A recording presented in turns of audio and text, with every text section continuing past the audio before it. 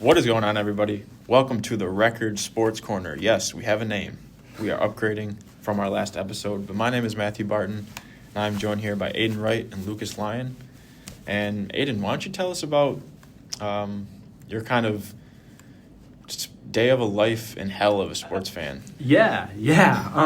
So Monday was definitely a day for not only Buffalo sports, but also my beloved Blue Jays. I woke up real early in the morning to watch the Buffalo Sabres, and honestly, the outcome was what I expected. You know, Sabres were going to lose. It's not a big deal. It's the Sabres. Then I went and I got my hopes up, Blue Jays. Second game of the series, I believe, was Monday. And I was like, you know what? We lost our first game against Mariners at home. There's no way we lose game 2 at home in the Rogers Center. There's just not a chance. And we got absolutely throttled. So, being the just sad fan that I am, I tweeted out the Bills could do the funniest thing right now. And they did. They decided to lose atrociously to the Atlanta Falcons. And when I say that this day was truly only pain and suffering for me as a sports fan, I don't think I will ever experience a day like this ever again in my sports fandom. Like a playoff loss, whatever. I don't even care about the Sabres. Let's ignore the Sabres, although they did win last night. But the Bills, I'm in a loss of words of what just happened on this Monday. And on top of it, it's a Monday. It was probably the worst day of my sports fandom I'll ever have in my entire life. Don't look at my Twitter. It's horrible. It's atrocious. I tweeted this is not a joke. I think I tweeted 150 times throughout the day. 150 times. So, yeah. And then kind of just going into playoff baseball a little bit here with Lucas.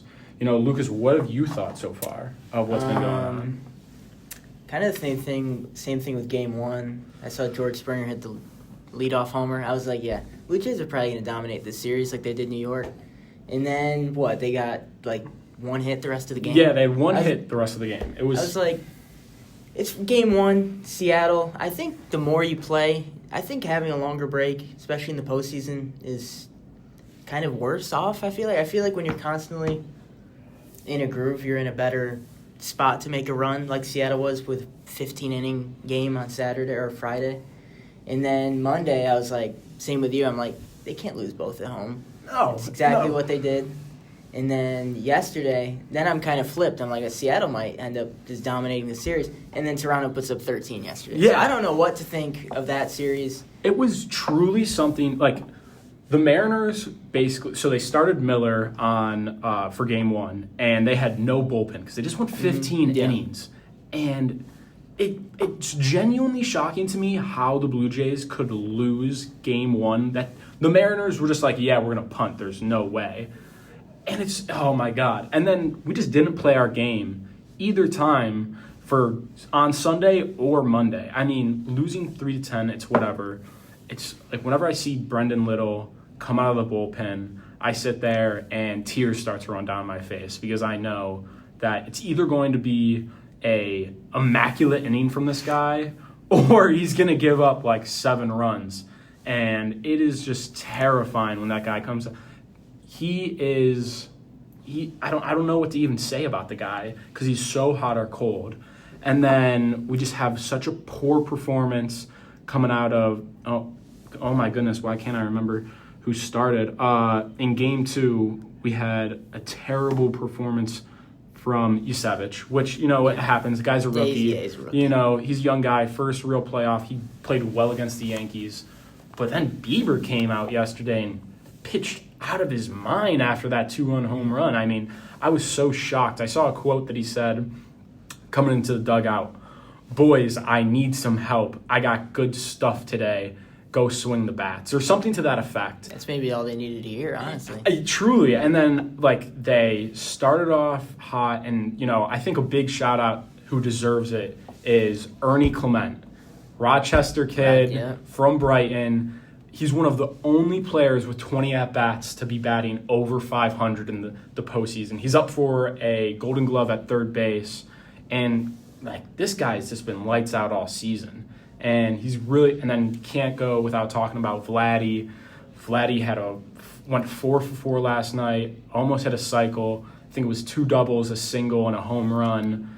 And he could have gotten a third on that last hit, but he's a little too big to, be running that fast. But you know what? I'm a big boy myself, so there's always going to be love there. And on top of that, I don't even think he had a hit in the first 2 games, did he? No, I think he might have had one game 1 and maybe another one in game 2, but they didn't amount to anything. I think they were like singles and maybe a double. Mm.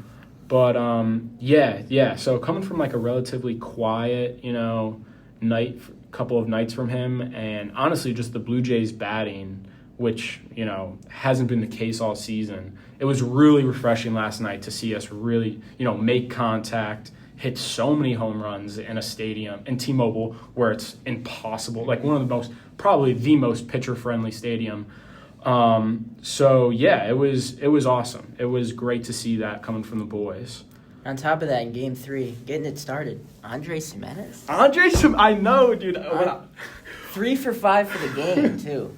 Coming from your Guardians, too. Coming from your Guardians. I mean, yeah, the guy, he's also up for a Golden Glove, too. Mm-hmm. Blue Jays got quite a few guys up for Golden Gloves so I'm hoping that at least, I really want Ernie to win one. He's probably not going to. But Vladdy, I think he's got a real good chance. I think Alejandro Kirk has a real good chance. Kirk will probably win that. Yeah, I mean, he deserves it. He played out of his mind so far this year. And then, and that's the thing about the Blue Jays. We don't hit home runs, but we make contact. We're one of the best hitting teams when we got 2 strikes. So I'm really looking forward to this game 4. My opinion, it's a must-win. It's not a can't lose. It's a must-win.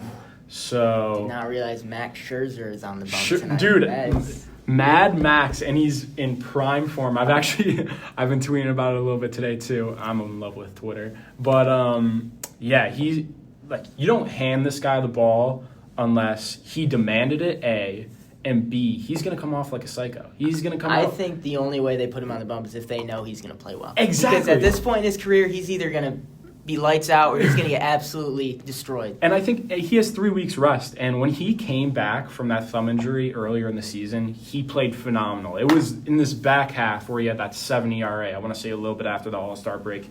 He didn't really play well, but, you give this guy 3 weeks rest, he's going to have good stuff tonight. And I already took a bet on him. I took the alternate line, over 5.5 strikeouts.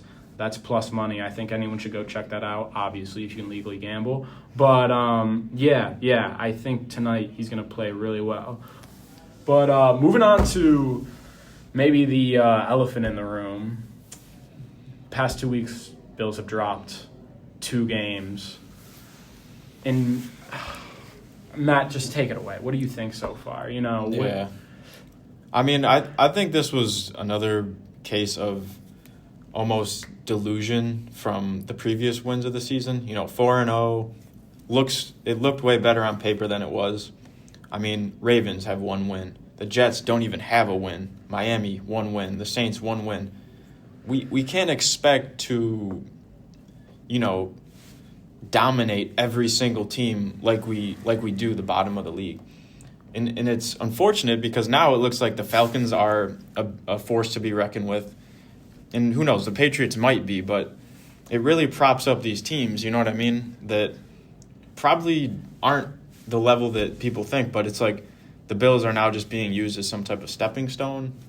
But all I know is that the bye was necessary, and I think we really need to talk about what the Bills can do before any type of trade deadline or absolutely. How can we turn this thing around? Because the draft can really be looked at the moment as a failure in terms of... Absolutely. I could not agree more. In terms of helping out this season. It just feels like it's a repeat of last year. The only bright spot this year so far has been Deion Walker from our draft. TJ Sanders, he played well for the first couple of games, but he's out now with his knee injury. Obviously, Maxwell Harrison isn't around. But yeah, it is so sad to see this team. And honestly, I think it's time for Brandon Beane to put up or shut up. when you look at who's drafted, it's really honestly kind of shaky when you go through all of our first round picks. And when you really think about it, like the best things he's really done is he's great at drafting in those lower rounds. Like I'm going to say like 5th and lower. He does hit a lot there, but it's not like those guys are stars, you know. They're guys that are you can plug and play, you know. Like I don't want Solomon starting as a linebacker. I really don't. I don't care if he can make a couple of good plays. That's just not for me.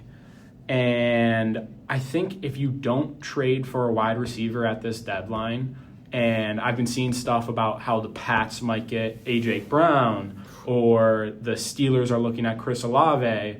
Those are some rumors going around.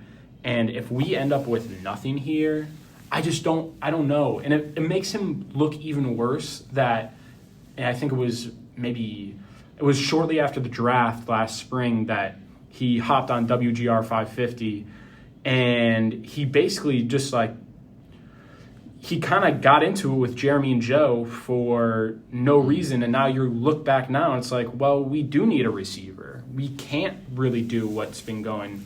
Like last year was a great year, but at some point we have to realize that we got figured out. Do you want what makes this just a whole lot worse is the fact that Stephon Diggs came into our building the previous game and absolutely embarrassed us.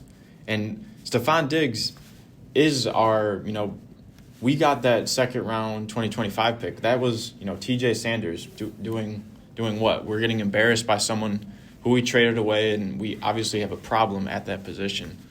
Lucas, what are you kind of thinking of the last 2 losses?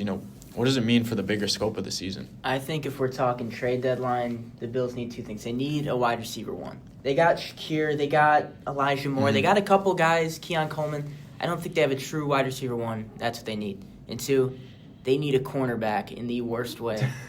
Tre'Davious White, every time I watch him play, he's just absolutely tough. I think one of the games we didn't cover was the Miami game on Thursday a couple weeks back.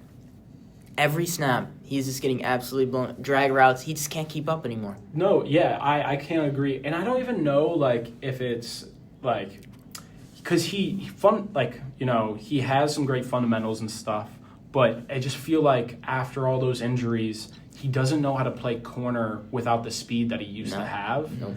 And that's what kills us, especially when we're in these soft zone coverages that McDermott loves to play. I see a lot of DCs run very soft coverage. Yeah. I don't understand it at Neither all. do I. And that was the thing about the Falcons game that really made me mad is we seem to do so well in man for some reason, even with Trey White being as slow as he is. But we just kept on sticking in these really soft coverages, and they only threw the ball to Drake London the entire time. I think he had 16 receptions. And that just blows my mind that you can have a team that only throws a ball to one receiver and we still aren't able to stop it. I mean, of course there's Bijan, but the run has always been a problem with us, I don't think that's going to be fixed anytime soon. The thing that we've usually done super well in that I think is McDermott's specialty is that kind of pass coverage, that pass defense. I think he's always done super well with that. And I don't know, it just seems like maybe it's the fact that we don't have the guys but that drives me insane because what have these last drafts been if we don't have the guys, I'm almost thinking that it's a case of the teams have figured out Josh Allen. The teams have figured out the Bills. We haven't changed. So why would teams change their studying routine on the team, especially our in divisional teams like the Patriots? I mean, the amount of times that the Patriots and Bills have matched up is just unfathomable. And the fact that, we should ever not take them seriously is always definitely concerning. I mean, there should be no reason that we should take, even the Panthers coming up. They're 2-0 at the moment in the last 2 weeks. They're kind of figuring some stuff out when it seems like the Bills aren't.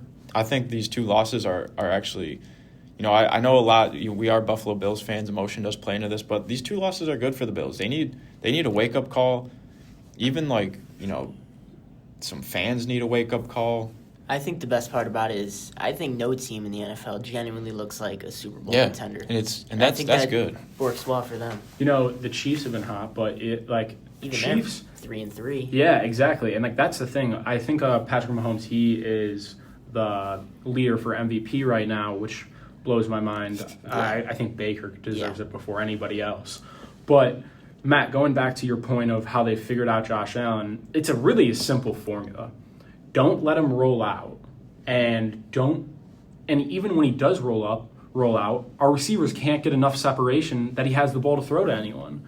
So it's really just like kind of this simple formula of if you leave when our receivers can't get separation and you can't let Josh roll out, then you're going to get a sack. And that's what we saw all throughout the Falcons game. And in the Patriots game, they just had way better coverage than we did. And on the other side of the ball, Diggs just tore us up. So, I don't know how they expect to win games when they're playing like this.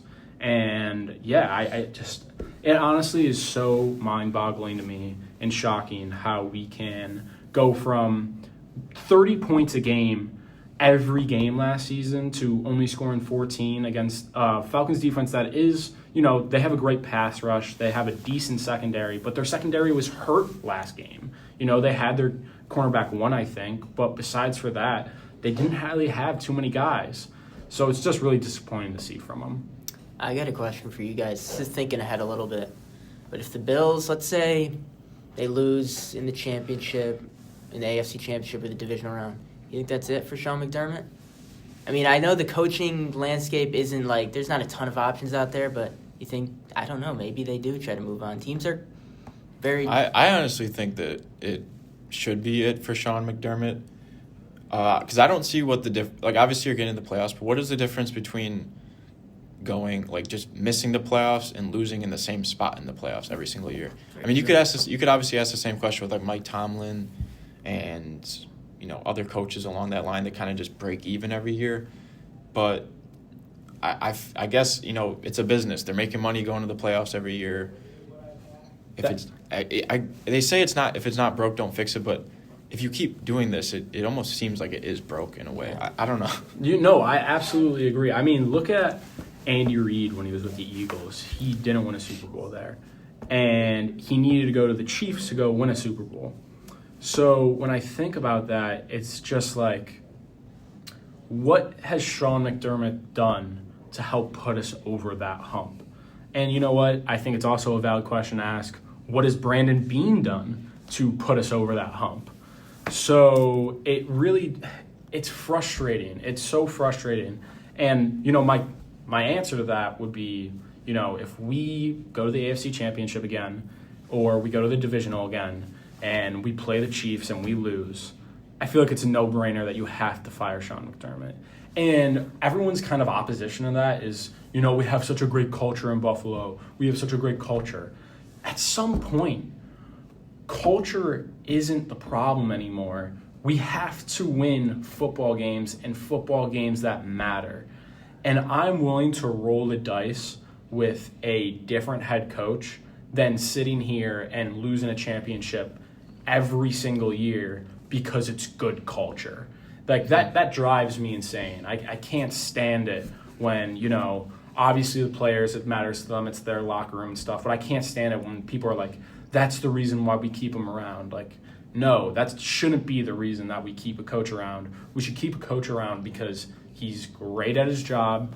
The thing that he's a defensive-minded coach, and our defense should be phenomenal, but it's just not. So it's really are we just keeping this guy around because he's a good culture coach? That's the questions we have to kind of ask ourselves, especially moving forward. And at the same time, if a Jets fan was listening to this, or a Panthers fan, or, even a Bears fan, it's they're probably are you crazy? We would love to do that every year. And I think we have definitely been spoiled a little bit. Thankfully, this hasn't been our only time for Bills fandom. We all lived through the 2010s. Yeah. But yeah, it's a weird spot to be a Bills fan.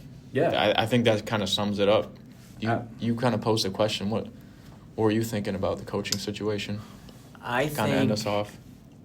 the one coaching candidate that I really like is Brian Flores. Because we see Dan Quinn, he was with the Falcons, got to a Super Bowl, fell off, went to Dallas, became a really good D coordinator. And look what he's doing with Washington. They're really good the past 2 years. And then Flores, he got fired from Miami, doing really well with Minnesota's DC. He could come back to being a head coach and be... Who is the Buccaneers? Is that Todd Bowles? Todd Bowles, yeah. I mean, too. he's having a successful time after, his stint with the Jets. I think second Even time Salah's around, back at the helm, right? Yeah. At DC, I mean, I think second environment time around could be matters, huge. so... Yeah, absolutely. I think that there's I think the offensive coordinator for Green Bay, Mike Shanahan, I think that would be someone who would be interesting. The thing that I will not live with is if we don't hire a coach from outside. We always elevate coaches, and that drives me insane. So you're saying you wouldn't want to elevate Joe Brady? No. I'm praying to God that Joe Brady goes to Penn State. But that's just my own little tangent. But yeah, no, that's where I think it kind of loses. I think we have to go outside the box here. I don't think we need somebody from within the organization. No way I want to hand the keys to Joe Brady or Bobby Babish. There's just not a chance. So yeah, I think I really agree with the idea that if we don't get further than we have past this year, we need to change something. And that change is, Sean McDermott. And you know what? It might even be Brandon Beane too. Which I know it's kind of sacrilegious because everybody loves Beane, but I think when you really look into it, the Diggs trade, great. He got lucky with Josh Allen. Stop it. No one can tell me different that Brandon Beane didn't get lucky with Josh Allen. And James Cook in the second round, who, you saw Dalvin play, so how much of a miss was he really going to be? But yeah, that's where I'm leaving it at for now. Yeah, definitely a lot of questions in this bye week. I mean, we'll be back 26th for the Panthers game, so we'll probably talk about that following that Sunday. But, yeah, a lot of stuff going on in sports, so we'll keep you guys posted. Great month for sports. Be sure to drop a like on this, comment, your thoughts on the Bills, or, hey, if you're rooting for another team and just checking us out, comment your team. We'll catch you guys in the next one. Bye.